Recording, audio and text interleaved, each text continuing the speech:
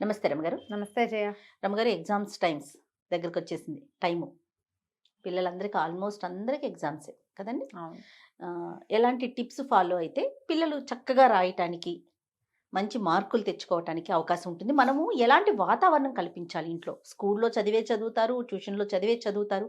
చదువు కాకుండా మనం ఎలాంటి వాతావరణం కల్పించాలి? ముందు టీవీ మానేయాలి. హ్మ్. స్క్రీన్ టైం తగ్గించాలి. హ్మ్. వాళ్ళకే కాదు, మీకు కూడా. యెస్. పేరెంట్స్ కూడా స్క్రీన్ టైం తగ్గించుకోవాలమ్మా. నువ్వు చదువుకో అని నువ్వు ఫోన్ చూస్తుంటే ఒళ్ళు మండిపోతుంది. సీరియల్ ఫాలో అవ్వట్లేదు, సీరియల్ మిస్ అయిపోతున్నాము లాంటి భావాల్లోకి దయచేసి తల్లులు వెళ్ళకూడదు. సీరియల్స్, బోరియల్స్ ఇంపార్టెంట్ కానే కాదు. ఇప్పుడు చూడపోయినా వచ్చిన నష్టం లేదు. సోప్ ఆపెరాలు అలాగే నడుస్తూనే ఉంటాయి, సబ్బులు పోతూ ఉంటాయి, ఎప్పటికో చూడొచ్చు తర్వాత. హ్మ్. మనము స్క్రీన్ టైం తగ్గించడం. ఒకవేళ ఇంట్లో ఇన్లాస్ ఉంటే పిల్లలు ఇంట్లో ఉన్న సమయాల్లో వాళ్ళకి స్క్రీన్ని పెద్దగా అనుమతించద్దు. ఇది ఒక బేసిక్ రూల్గా పెట్టుకోండి. మరి యాక్సెప్టెన్సీ ఉండొద్దు రమగారు? ఒప్పుకోవాలిగా. ఇప్పుడు పెద్దవాళ్ళు ఉంటారు. వాళ్ళకేమో పాపం టీవీ అలవాటయిపోతది. వాళ్ళకు ఒక గదిలో టీవీ, చెవుల్లో హెడ్ ఫోన్స్, టీవీ మూత పైకి రాకుండా ఓకే. ఇంకా అలాంటివి ఏర్పరచండి. దానికి ఆ! అవకాశం చూసుకోవాలమ్మా. అంతే, తప్పదు. మనకు అవ్వా బువ్వా కావాలంటే ఎలా కుదురుతుంది బాగా చెప్పారు రమగారు. కదా? కష్టం మనకి కదా! హ్మ్. మనకి పిల్లలు చదువు ఇంపార్టెంట్. ఇప్పుడు జనరల్గా జయ, పాత పద్ధతి ఒకటి చెప్తా. ఏ రోజు దారోజు చదువుకోవటం అనేది ఒక విధానం. అవును. ఇప్పుడు ఈ ప్రాజెక్టులని, ఇంకేమిటో అని, బోల్డెన్ రకాలని, హోంవర్క్లని, రోజువారీ రీడింగ్ టైము కొంత తక్కువ చేసుకుంటారు.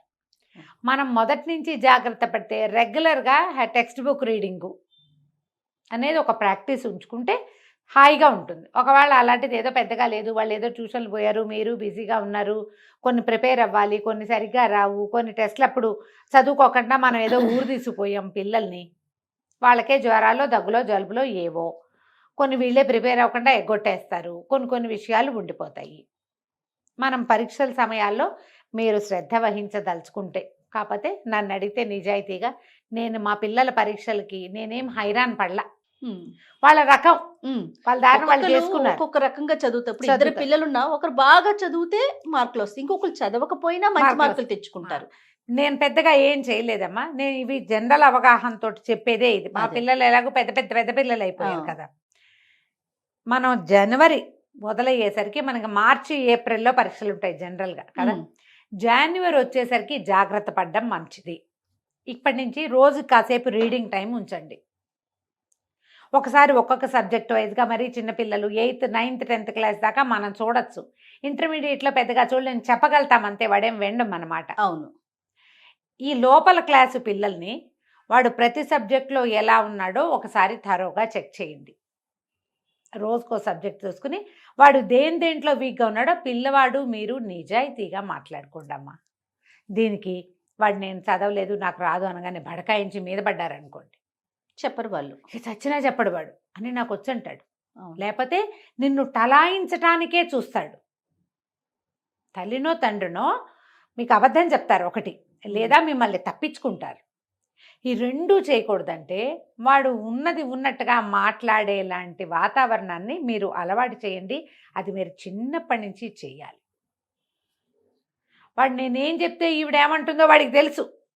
పిల్లలకు భలే తెలిసిపోతాయి జయ. అవునండి. ఎలా రియాక్ట్ అవుతుందో అమ్మ, దేనికి ఎలా రియాక్ట్ అవుతుందో కూడా తెలిసిపోతుంది. అందుకని మీరు రియాక్షన్స్ తగ్గించుకోండి. ఏదైనా ఒక వాక్యం చెప్పంగానే తిరగబడిపోవటం, తిట్టేయటం, తీసేయటం, అన్నిటికీ అది అంతేనా, అదే వచ్చా నీకు అంటాం. ఇంతే చదివేవా, ఇంత ఫీజులు కట్టాను అనటం పరీక్షల ముందు చేయొద్దు. మనం ఎలాంటి వాతావరణము అని మాట్లాడుతున్నాం కదా. నీ మీద ఇంత డబ్బు పెట్టాను, నీ కోసం నేను ఇంత శ్రమ పడుతున్నాను, మా చిన్నప్పుడు మాకు ఇలాంటివి ఏవీ లేవు, అయినా మేము చదువుకుని చచ్చాము, నీకు ఏసీ ఇచ్చాను, నీకు ఇది ఇచ్చాను, నువ్వు ఇది చేయలేదు, నువ్వు ఇలా తగలబడ్డావు అని పరీక్షల ముందు మాట్లాడద్దు. అసలు ఆ వాతావరణాన్ని రానివ్వద్దు. నువ్వు ఎంత చేసావు, ఇంకా ఎంత చేస్తావు, ఇంకా నువ్వెంత చేయగలవు, నన్ను నీకోసం ఏం చేయమంటావు, ఇవి మాట్లాడండి. చాలా మంది దగ్గర ఇప్పుడు ఇంతకు ముందు మీరు చెప్పారు చూడండి, ఆ పాయింట్స్ వింటాం నమ్మగారు. మా అమ్మ వాళ్ళు నన్ను కనీసం ట్యూషన్ కూడా చదివించలేదు, నేను గవర్నమెంట్ స్కూల్కి వెళ్ళి చదువుకున్నాను, నీకు నేను ఇన్ని ఇచ్చాను అయినా నువ్వు చదవట్లేదు. ఏమిటి ఉద్ధరించారమ్మా, నాకు అర్థం కాదు. అలా అర్థమా అనొచ్చా? చెప్పు. అవును నువ్వేం కదా. ఉద్ధరించలా వాళ్ళని. నీకేది లభించలేదో అది నువ్వు ఇవ్వాలనుకున్నావు. పిల్లాడికి మా అమ్మకి ఇది లభించలేదు, నాకు ఇది దొరికింది, నేను ఈవిడ పట్ల కృతజ్ఞతగా ఉండాలి అని అనిపించదమ్మా. అది పాయింట్ కాదు అసలు. కదా రమ్మ గారు, వాళ్ళకి అది అది ఉండదు వాడికి కదా. ఏం తెలుస్తుంది? వాడు చిన్నప్పటి నుంచి హాయిగా ఉండటం, వాడు అనుకున్నది అనుకున్నట్టు అయిపోవటం, వాడికి కావాల్సింది నువ్వు ఇవ్వటం. మా అమ్మ కష్టపడింది అందుకు నాకు ఇస్తుంది, ఈ రకమైన లింక్ ఉంది చూడు, ఆ లింక్ వాడికి అర్థం కాదు. ఉమ్. మేము అసలు చాలా మంది ఆ పేరెంట్స్ వైపుకి వెళ్ళి ఆలోచించరు కదా రమ్మగారు పిల్లలు. పిల్లలకి అవి అర్థం కావమ్మా. ఎందుకంటే మనం ఆ పరిస్థితి చూపించాం మన పిల్లలకి అంతే కదా రమ్మ. కదా. డే 1 నుంచి వాళ్ళకి ఏం కావాలో అవి ఇస్తూ ఉంటాం మనం. మన శక్తికి మించి కూడా ఇస్తాను జయ. మన పెనుగులాట వాడికి తెలుస్తుంది, వాళ్ళకి పిల్లలకి అర్థమవుతుంది మనం పెనుగులాడుతున్నాం అది వాళ్ళకి ఏర్పరచడానికి అని. కానీ ఆ పెనుగులాట చాలా సహజమైనదిగా ఉంటుంది వాళ్ళకి. ఒక వస్తువు కోసం చాలా కష్టపడ్డావు, అయినా నువ్వు చేసి ఇచ్చేసావు, వాడికి తయారు చేసావు, వాడికి కొనిపెట్టావు, వాడికి సాధించావు, వాడు పంపించావు ఎక్కడికో అందరితో పాటు. రెండోసారి అడగటానికి వాళ్ళు ఆలోచించరు. లాస్ట్ టైం చేసావుగా, ఇప్పుడు ఎందుకు చేయవు? ఉమ్. నువ్వే చేస్తావని నమ్ముతారు. టేకెన్ గ్రాంటెడ్గా తీసుకుంటారు. పిల్లలు కాదమ్మా, లోకమంతా అలాగే ఉంటుంది. నువ్వు కూడా, మనము అలాగే ఉన్నాం, అలానే వచ్చాం, అలానే అలాగే పెరిగాం. అలాగే అవుతుంది. ఇప్పుడు నువ్వు ఎంత ఇవ్వగలవో నువ్వు అంతే ఇవ్వగలిగితే వేరే కథ. ఇప్పుడు ఆ విషయాల్ని పరీక్షలప్పుడు తీసుకురావద్దు. యాక్చువల్గా అది వేరే సబ్జెక్ట్. మనం ఇందులో ఎందుకు మాట్లాడుతున్నామంటే ఎగ్జామినేషన్ టైంలో వీళ్ళకి భవిష్యత్తు పట్ల ఆసక్తి, దానికోసం నువ్వు చేయవలసిన ప్రయత్నం, దాని మీదకి తీసుకెళ్ళాలి. ఆ. నేను చిన్నప్పుడు అంత చచ్చి నానా చావులు చచ్చాను నీకు ఇవన్నీ ఇచ్చాను అనకూడదు. అవును. అది మానేయండి. వీళ్ళకి ఇవ్వాల్సిన ఎన్వైర్న్మెంట్ మనం ప్రధానమైంది. ముందు నుంచి రీడింగ్ ఉందా లేదా, ఇప్పుడు ఏ ఏ సబ్జెక్టులు ఎంతంత. ఒకవేళ మీరంతా చదువుకోలేదు, మీది ఆ సబ్జెక్ట్ కాదు, మీకు అర్థం కాదు, మీరు వాళ్ళని హ్యాండిల్ చేయలేరు. వైఫ్ అండ్ హస్బెండ్లో ఎవరో ఒకళ్ళకి తప్పకుండా పిల్లల మీద హోల్డ్ ఉంచుకోండి. జనరల్గా ఉంటుంది. తల్లుళ్ళు కూర్చొని చదివించేస్తారు 2 ముట్టికాయలు ముట్టి. ఒక్కో చోట తండ్రులే 2 చెంపకాయలు కొట్టి కూడా చదివించగలుగుతారు. రెండో వాళ్ళు ఇందులో ఎంటర్ అవ్వకండి. ఎవరైనా ఒకరు కూర్చోమంటారు. ఒకళ్ళు కూర్చోండి, వాడిని కొట్టద్దు, నువ్వు వాడిని తిట్టద్దు. ఇప్పుడు తిడితే ఏమొస్తుంది, నువ్వు హాయిగా అప్పుడు తిరిగావు, ఇప్పుడు వాడిని అంటావా? అలా బ్లేమ్ చేసుకోవద్దు. పిల్లల ముందు ఒకళ్ళనొకళ్ళు బ్లేమ్ చేసుకోవటం మానేయాలి. పరీక్షలప్పుడు అసలు కాదు. ఈ కార్యక్రమాలన్నీ ఎప్పుడు పెట్టుకోవాలి చెప్పండి మరి అది కూడా. పిల్లలు లేనప్పుడే. Okay, right. పిల్లలు లేనప్పుడే మీరు ఏదైనా పెట్టుకోండి. Okay. ఎప్పుడో ఒకసారి ఉద్రేకం వస్తుందమ్మా, అప్పుడు అనేస్తావు నువ్వు, మనం అనేస్తాం. కానీ ఈ నిరంతర ప్రోగ్రామ్గా ఉండకూడదు. అది Okay. ఈ కార్యకలాపాలకు నిరంతరాయంగా ఉండకూడదు. మన ఎపిసోడ్ లాగా. అదే, ఎప్పుడో ఒకసారి. ఇది కేర్ఫుల్గా ఉండండి. 2 పిల్లలు ఉంటే పిల్లల్ని పంచుకోండి. ట్యూషన్ టీచర్ ఉంటే ట్యూషన్ టీచర్తో మంచి ర్యాపో మెయింటైన్ చేయండి. పిల్లల్ని తలుపులు వేసుకుని గదుల్లో ఉండనివ్వకండి. ఓకే. ఏదైనా ఒక ప్రోగ్రామ్ లాగా పెట్టుకుని ఇవి కవర్ చేద్దాం, నువ్వు ఎంతవరకు చదివావు, ఇది అయ్యిందా, అప్పచెప్పు అని అప్పచెప్పించుకోండి. వీలైతే కొన్ని మాక్ టెస్ట్లు నిర్వహించండి. మీరు క్వశ్చన్స్ రాసేయండి, వాడికి ఆన్సర్ రాయటం ఈజీగా ఉంటుంది. అమ్మ కూడా మన కోసం పనిచేస్తుందంటే వాడు కూడా కొంచెం ఉత్సాహంగా ఉంటాడు. ఇన్నేళ్ళు రాశాను జయ నేను క్వశ్చన్లు. అవునా రమ్ గారు, వెరీ గుడ్. పెద్ద అబ్బాయికి రాయలే. ఓకే. ఏ మాట ఎగ్జామ్ రాస్తే మీరు కూడా పాస్ అయిపోయేవాళ్ళు. అయిపోవటమే. అబ్బాయి ఆన్సర్లు మనకు రావు, ఓన్లీ క్వశ్చన్స్. ఓకే.